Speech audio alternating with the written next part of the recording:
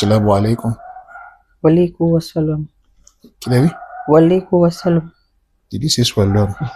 Wait, what? Walaikum assalam. Yeah, okay, let's just move on. Wa amin alaikum wa salam. Shalom. It's the same thing, same family. Exactly. I said the one that I can pronounce. Thank What's you up, very girl? much. I'm good. I'm liking your hair, though. Thank you. So this one has this most amazing hair. Want to tell the world? About what? About your hair. It's micro locks. That weird thing. No, before it became micro locks. That weird thing where if water touches your hair, it becomes... I have 4C hair. If you're in the, if you know all the lingo. I have 4C hair. So yeah, natural hair girlies, you know what that means. Unbelievable shrinkage and all of that. I have seen this woman make her hair and 2 days later had to undo it to make something different. The first natural hair I saw you make after we started dating. That's without the extension, just the hair itself, right? I know. It was beautiful on the first day. It was beautiful on the second day. It was on the third day. The struggle, but hey, look what you did with it. But that was then. This is now. This is 1 year of micro locks. So yeah, I'm loving it. I'm loving the journey, and so far, growth and all. I'm happy. And me too. I'm loving it. Of course you are. It's my dream look. Of course it is. Unfortunately for me. Of course it is. The Lord is my Baba.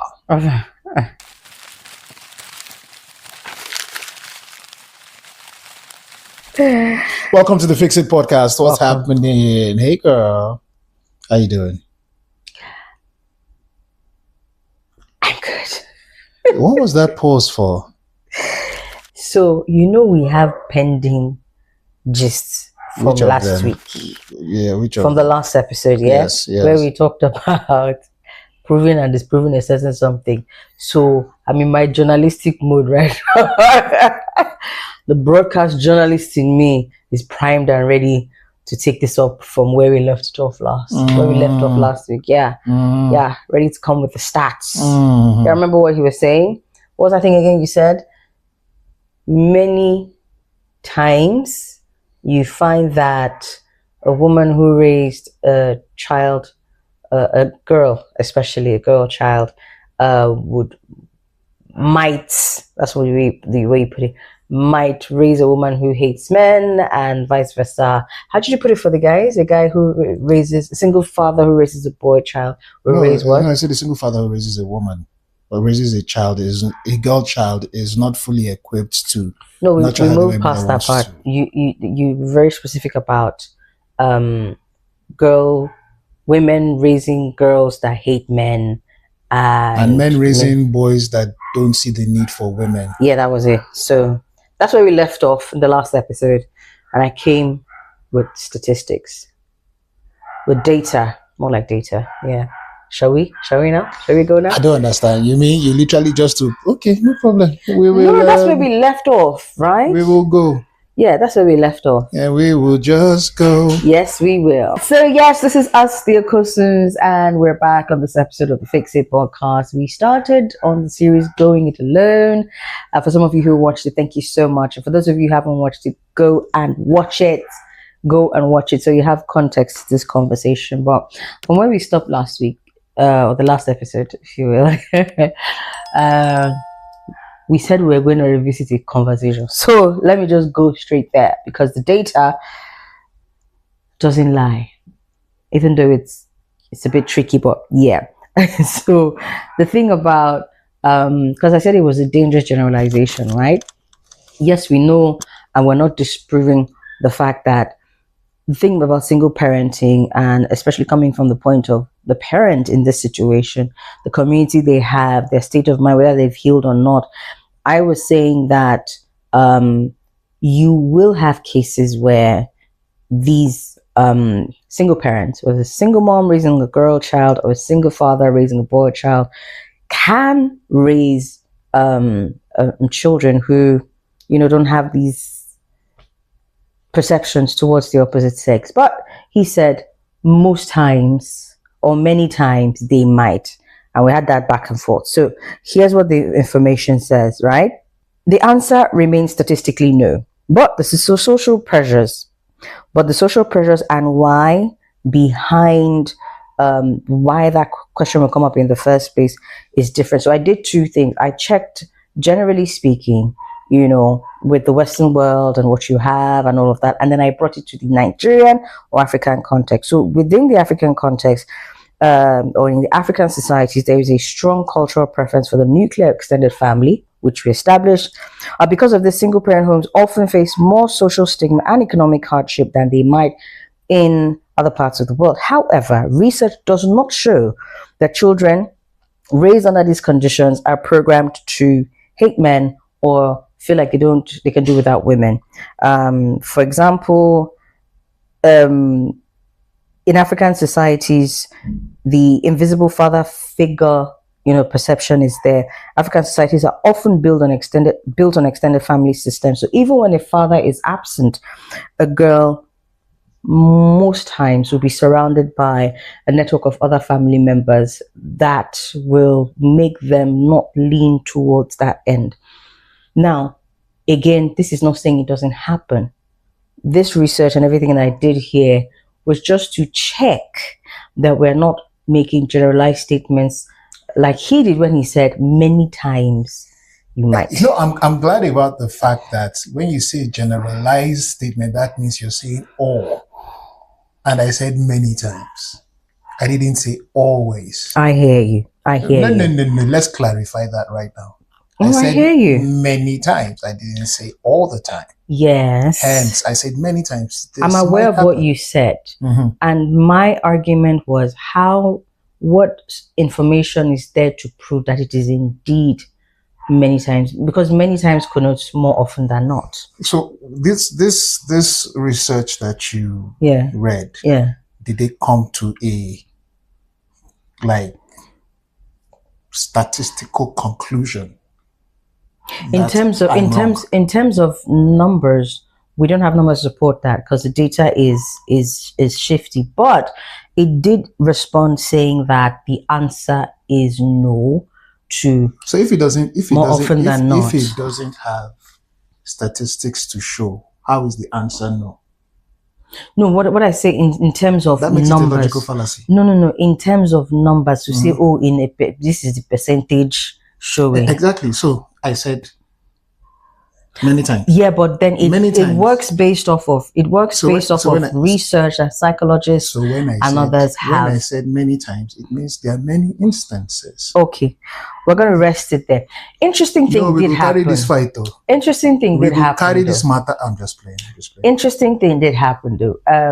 When we were playing back the conversation, we did have a discussion with a friend of ours because I was like, okay, so may not be like say not two of us just they agree or disagree, and an interesting thing did happen that the research that I carried out did come out to support. So it says what you would then see in most instances when you have the single mom raising a single girl child instances, you would then have a model of the strong woman. So what that means is that the mother in more cases will end up raising children who have seen their mother surviving through the odds. Do you get what I mean? And so they then go into the world with that character thinking, yes, I can do it by myself. I'm an independent woman. I'm a strong woman. And what that does, as opposed to what society then labels as man-hating, is it then creates an individual a woman, who sets very high standards for her partner or the partner that she would have. Yeah.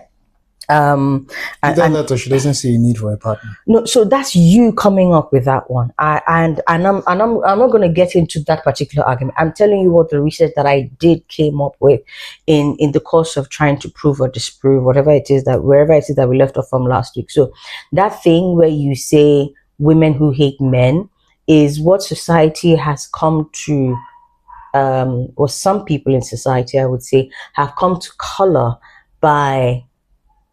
From seeing a woman who's very strong, who's very independent, like she's literally doing things for herself that maybe some parts would look at her and say, but you should have a man do this for you. But she can't do it all by herself because she's grown up in a household where her mother can do that. So I'm just saying that the research that I did brought that up, following from the conversation that we had with our dear friend to say, who grew up in a similar situation. So anyway, having said all that, that brings us to our conversation for today. It's still the Going It Alone series, but I've come to learn that while you are going it alone, try as much as possible not to go it alone. One of the key things I think that can contribute to the healing that is very much needed if you find yourself on the journey of being a single parent, especially if you found yourself in there involuntarily. We had that conversation about those who did it of their own volition. But yeah, whether you did it knowingly or you found yourself there, it always helps to have a community of people around you, for you, first of all, and then secondly, for your child or your children. What do you think? So basically, you're talking about finding a tribe, right? Yes, very, very important. I've heard some horror stories really of some people who literally had nowhere to go when they found themselves in this situation. And with in instances like that, honestly, there definitely will be more. There has to be more work and more intentionality in finding these people who are your people, who are your tribe. You're blessed, honestly, if you have a family that you can just fall back on or fall back to. And I know, right? I know. Sometimes, that thing of, I'm leaving my father's house, I'm leaving my mother's house, and you're going somewhere else, and you're like, I'm going to be my own person, I'm going to be my own woman. There's some things about family that you're going to have to go back to dealing with, because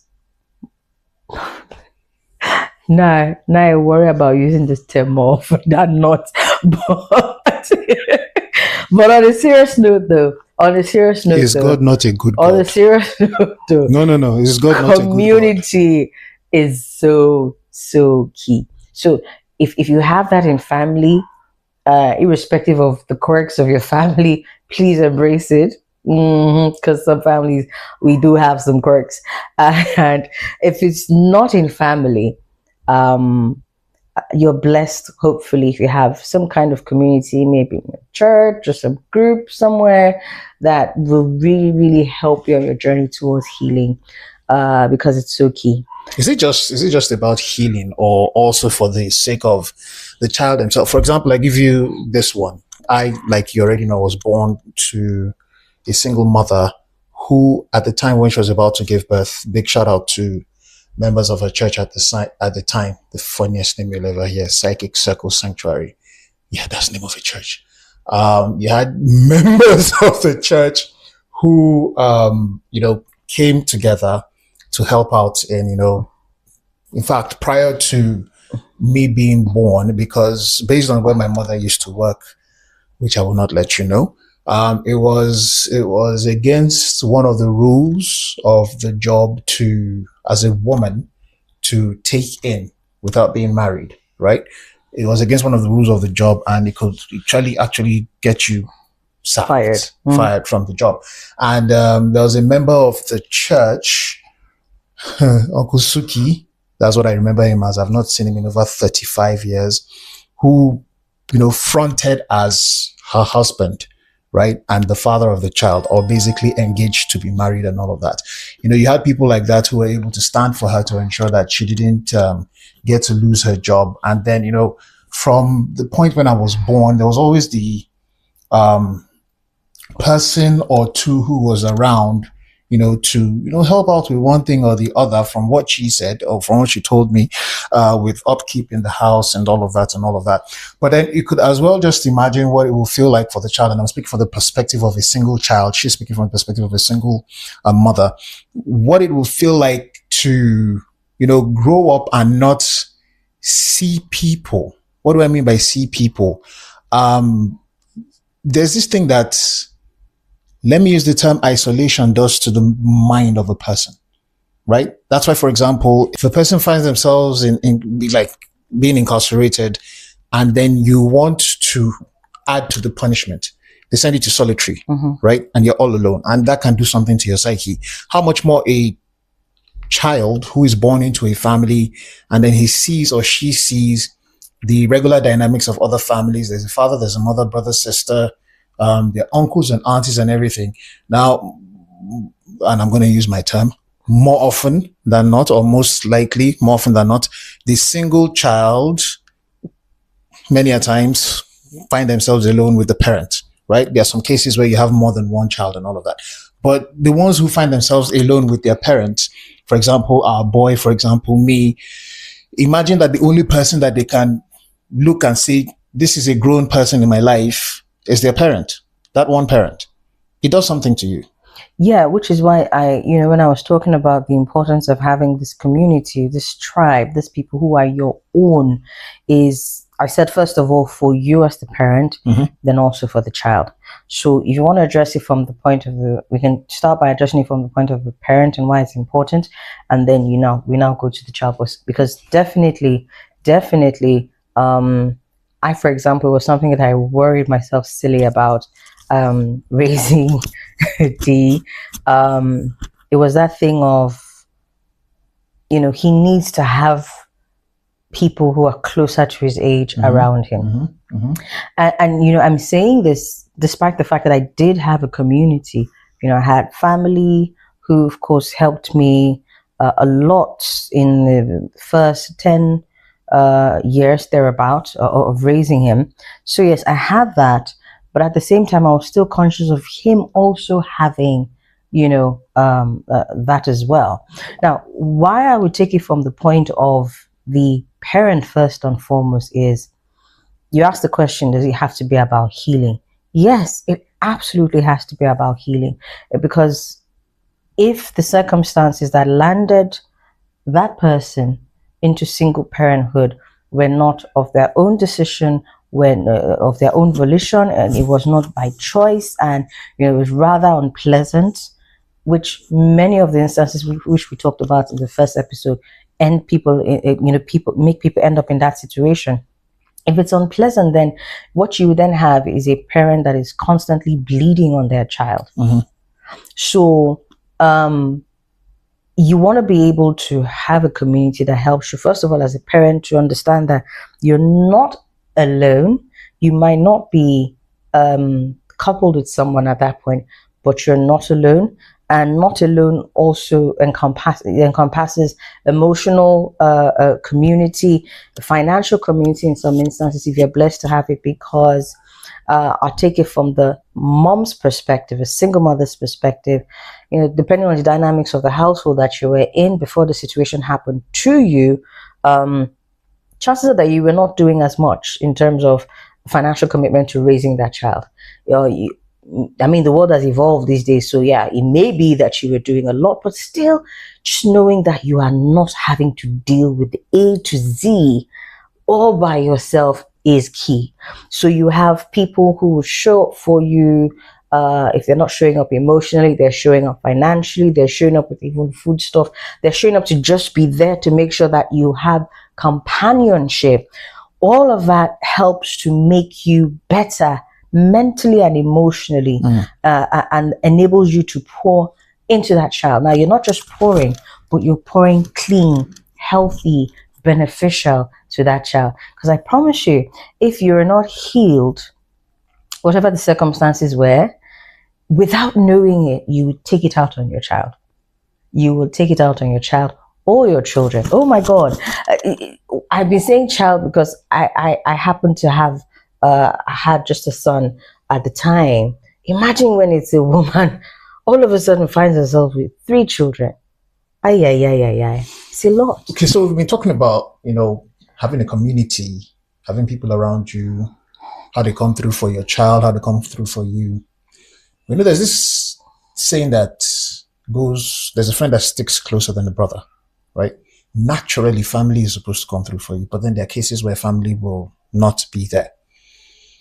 They say the blood, that same way they say blood is thicker than water, the blood of the covenant is thicker than the water of the womb. How do you find your tribe? How do you get your tribe around you? What kind of people are supposed to be your tribe, because each person is different. Each person is peculiar. What are there criteria? Are there, checklists for a person or people to make it into that tribe that you're supposed to belong to? Are you supposed to be finding a tribe, creating a tribe, or putting yourself into a tribe? Are you getting where I'm coming from?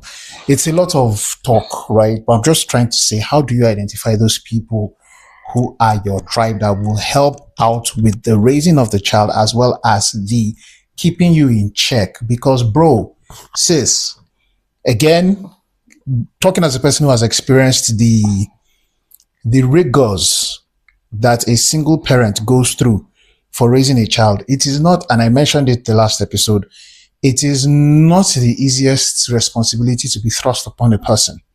That day one, that one person becomes responsible for the upbringing, the upkeep, the character building, the discipline, the, chastisement, punishments, pampering, all of it, of that child or children that you have, that you're taking care of alone. I feel like I'm be rambling, but yeah. No. So the question you asked is how, right? How do you build that tribe? To be honest, I don't know that there is what they call it now, a clearly defined, straight line kind of one size fits all approach, because there's so many circumstances that surround these kinds of situations, right? So yeah, I would just say some keywords may help if you're trying to do that. First of all, you need to be honest with where you are in that particular stage that you are in, okay? Sometimes you might be the reason why you are where you are, right? And sometimes life happened to you and you found yourself in that situation. So when I say you might be the reason why you're in that situation, it could be that there's certain things, certain failings, in your relationship that didn't make you work the way it was supposed to, and so you end up where you are. It starts with, first of all, acknowledging whatever role that you may or may not have played that got you in that situation. That's what I did. So I mean, depending on what works for you. And please, the floor is open at this point. What do you guys think about finding your tribe, especially if you went through this phase? How did it work for you? But I'm sharing mine, right? It is, first of all, acknowledging that this is what happened, and this is how it happened, and this is how we got here. And for me, that is such a key thing, because if you're even honest with yourself in the beginning, then you will know whether you need healing and the kind of healing that you need in the first, to start with. Yeah. Sometimes it could be healing from our own faults. Sometimes it could be healing from our mistakes. The pointers we saw that we didn't acknowledge, you know how it is. Sometimes you go in and you're like eyes wide shut. Tom Cruise and Nicole Kidman kind of thing. Not that kind. Not in the movie sense, but in the name of it. But so we go in eyes wide shut, and I think you want to first of all acknowledge that this is where you are. Be honest about it. Be open to yourself about it. And if you can do that, then you will know the kind of people that you need to have around you. Family is great if at that point in time, I mean, I've seen some situations and I've heard of some situations where for some people who found themselves in this situation, healing was going away from that whole space.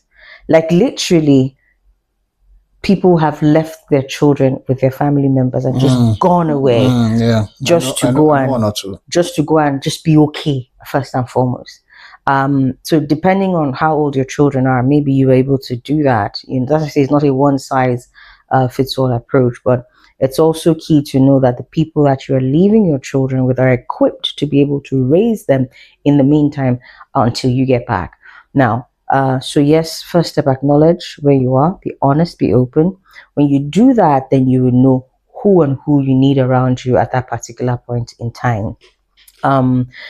what else would I say in terms of how you can find your tribe? I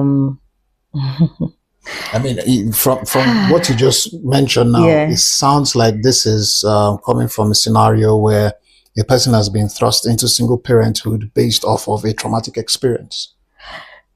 Because there are people who are into single parenthood right now because they chose to. Like, when I say chose, right? Because there's this thing that's playing in my head now that every case of single parenthood, except for maybe bereavement, has a bit of choice in there somewhere. You understand? That's playing in my head right now. But from what I'm hearing you say right now, it feels as though this part of the conversation is to a person who has found themselves in the position of single parenthood based off of a traumatic experience, maybe abuse, maybe separation, maybe divorce, stuff like that. Yeah, like a situation that you probably didn't see coming. Yeah. I don't know if we can call all of such situations trauma. We use that word very lightly these days. But yeah, you didn't plan for it, you didn't expect it, you didn't want it to get there, and it got there, perhaps. Or you got there because you planned to get there, like, okay, I'm done with this marriage, I'm no longer doing this, or I've chosen to... So when I say unplanned, you didn't see it happening, that wasn't the end, that wasn't the goal from the very beginning. Okay. Yeah, that's what I mean. So yes, that will be the first step, I think, for such people. And then in other instances, perhaps the next thing in knowing your tribe or knowing how to find your tribe is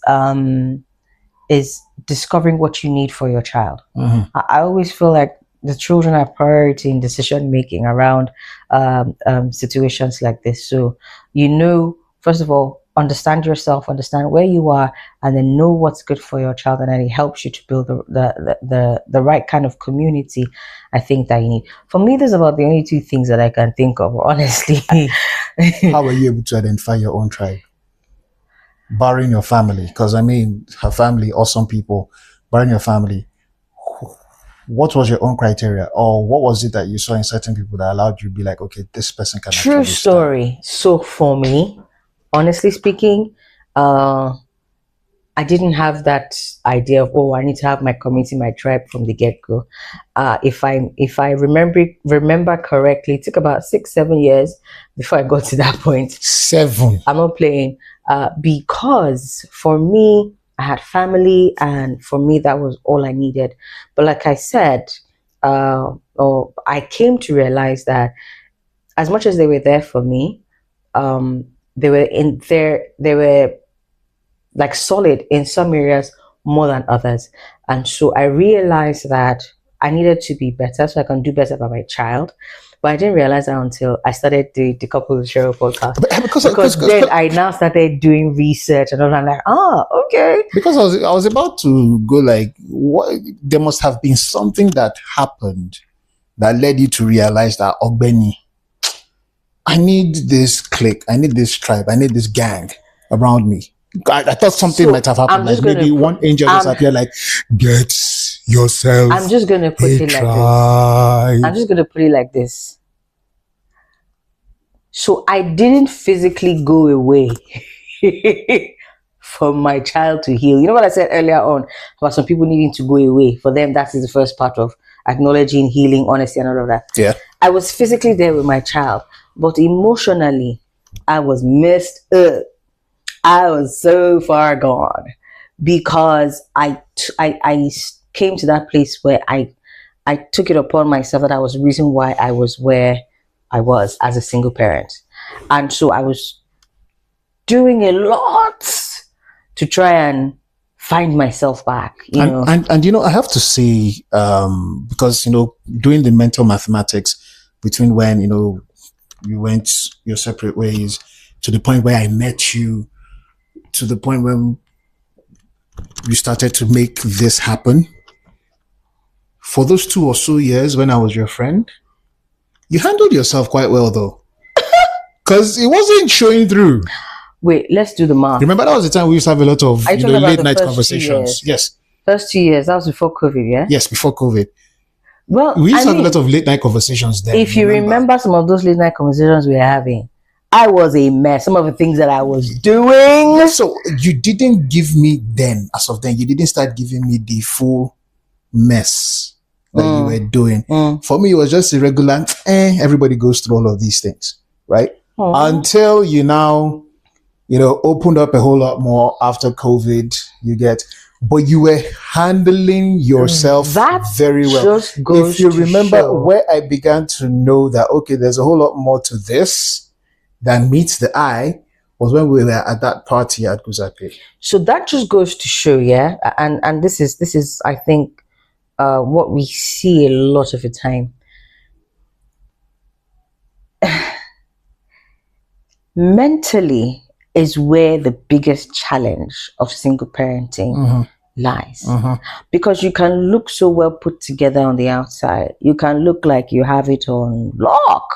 But man, if really and truly you have not healed, if really and truly you haven't forgiven yourself, because like I said, a lot of the things that I was doing because I felt I was the reason why I was in this mess. I put myself in this situation. How dare I bring myself so low to the point that I'm now a single mother? Yeah.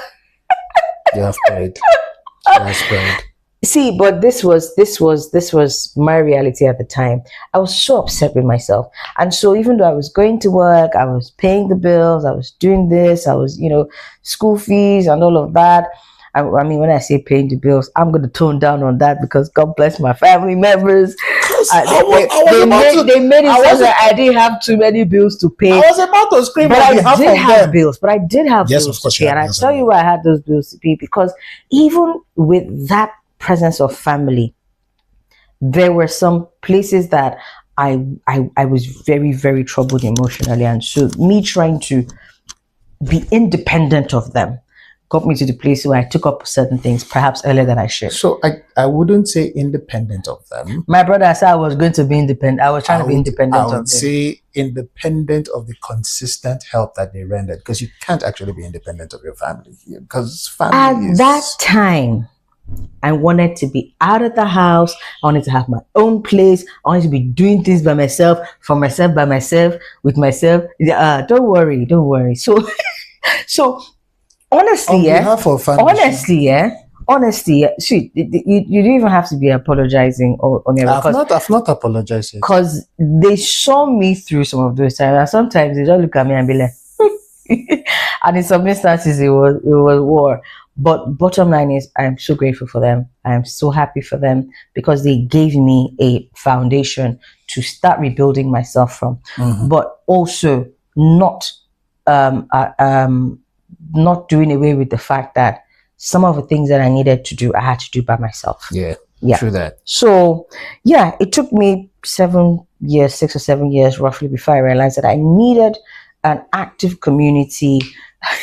I remember going to one particular session one day, and literally, it wasn't until they started talking and sharing and everything, they realized hard girl came apart that day. I cried my eyes. I was crying for like an hour because it was just release.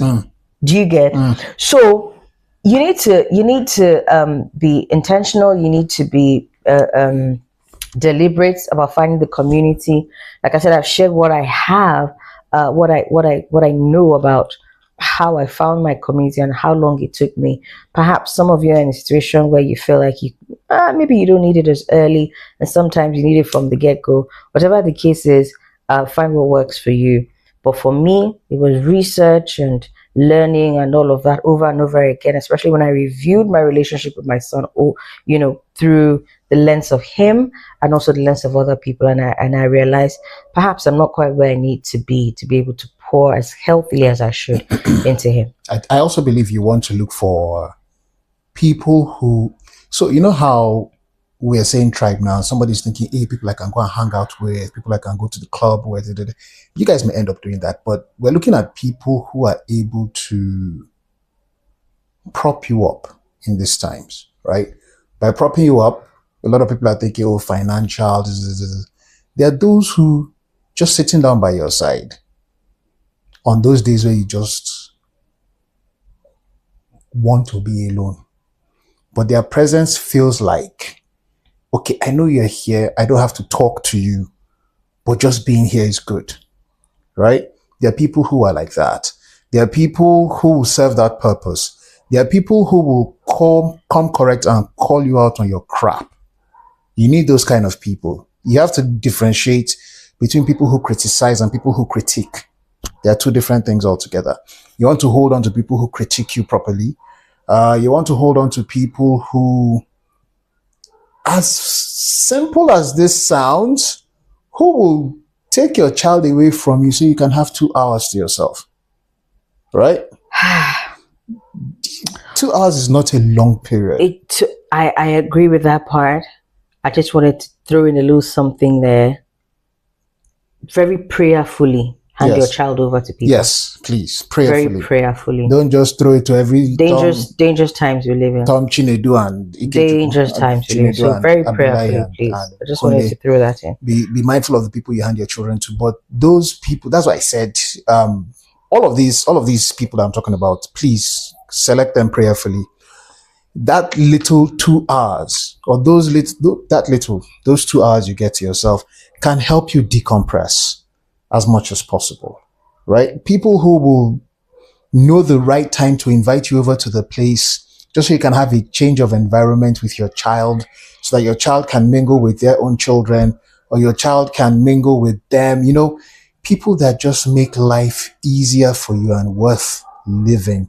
But once again, do not for any moment hesitate on holding those people who are not afraid to call out your crap close, because those people will help you see where you are at that point in time. As much as this may sound funny, I respect people who can tell me straight, bro, you don't poo-poo for altar for this place. Than people who consistently tell me, man, guy, you're doing good, you're killing it. I don't agree that I'm killing it 100%, 95, 40, 65% of the time. I don't believe it. That when I say 65% of the time, I tell him that, man, on a level of 65%, you're killing it. Right? You want to have those kind of people around you. You want those kind of people that will give you support financially. Please go ahead. People who will look out for you when it comes to getting an opportunity out there, a job, a business. Those kind of people will also help you. These are the kind of people that I believe you should have in your tribe. These kinds of people. Not everybody should make it in. Not everybody who makes you feel giddy all the time should make it in either. So I would just end it up by saying, you see that thing we said about prayerfully? Yeah. It's okay. Let wisdom guide. At some point, I know it's even going to be difficult to really get on your knees and ask God offer at this particular point in time. But I promise you, it helps, because there is wisdom that will help to direct you, that will help you to be, circumspect in times when you need to be, and just take it easy. Start by taking it easy on yourself. Take it easy on your child or your children. Oh, very important. Very important. Yeah. Take it easy on your child, take it easy on your children. And I guess in the next episode, we're going to share a few more things on what will help you take it easy. As a wrap up this episode, the question remains, what was your experience? Did you experience this, and how did you find your tribe? That's one. Two, perhaps you might know someone who went through this and share their experiences as well, of course with their permission, and then let's talk a little bit more about it. Now remember, we're building up to the Q&A episode. We're going to do that via an Instagram live session very soon to wrap up the series on going it alone. So we'd very much like for you to come with your questions also at that particular point in time, or share from your experiences. But so for now, until we come here next time, sayonara. Like, share. What's sayonara mean? Sayonara. Bye-bye in Japanese. Yay, I got it. Yeah. Sayonara. Wait, now let's tell them to like, share, subscribe. Okay, let me say it. Remember, like, share, subscribe, tell the world about it. Turn on the notification bell so that whenever we post anything, your phone will ding dong. And then you can be a part of it. And remember to share the word for the Fix It podcast. We love you guys. Until we see you next time. Arigato, that thing. No. On behalf of all anime lovers, I'm learning Japanese by force, courtesy of D. So yeah, arigato. Complete it. Gozaimasu. Arigato gozaimasu. Sayonara. Bye. It's not arigato. Where did the Portuguese Yoruba person come from?